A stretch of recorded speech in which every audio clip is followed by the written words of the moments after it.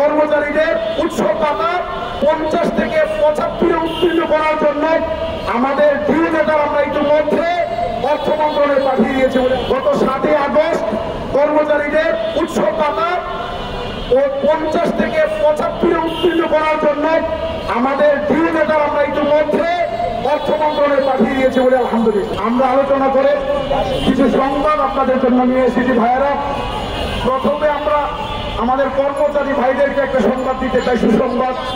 এটা এই জন্য আগে তাদেরকে দিচ্ছি, গত আন্দোলনে আমরা চেয়েছিলাম আমাদের শিক্ষক ভাইদের সাথে আমাদের কর্মচারী ভাইদের তাদেরও উৎসব ভাতাটা বৃদ্ধি পাক, কিন্তু আমরা অনেক চেষ্টা করেও পারিনি।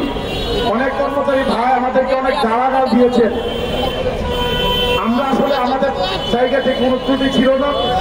আজকে আপনাদের জন্য প্রথম সুসংবাদ আমরা দিচ্ছি, ইনশাআল্লাহ আপনাদের উৎসব ভাতা আগে ছিল 50-75% ডিউ লেটার আন্দোলনের আলটিমেটামের প্রেক্ষিতে ইতিমধ্যে শিক্ষা মন্ত্রণালয় থেকে অর্থ মন্ত্রণালয়ে চলে গিয়েছে। সবাই বলে আলহামদুলিল্লাহ।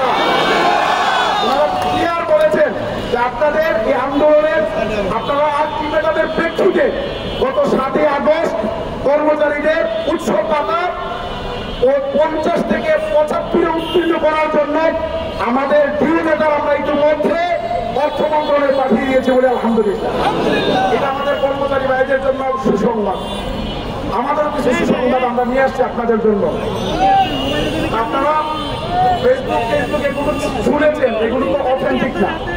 আমরা এখন যেটা নিয়ে এসেছি একেবারে অথেন্টিক, কারণ সরাসরি মন্ত্রণালয়ের সবচেয়ে পদস্থ যারা আছেন তারা আমার সাথে কথা বলেছেন।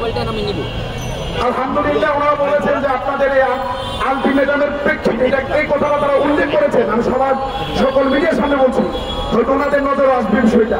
ওনারা বলেছেন যে আপনাদের লিখিত আবেদন এবং আলটিমেটামের প্রেক্ষিতে ইতিমধ্যে আমরা শিক্ষকদের বাড়ি ভাড়া 1000 টাকা থেকে বৃদ্ধি করে 2000 টাকার জন্য, মেডিকেল ভাতা 500 থেকে বৃদ্ধি করে 1000 টাকার জন্য ইতিমধ্যে আমরা 7 আগস্ট আমার কথা শুনবেন, এর আগে কথা বলবেন না।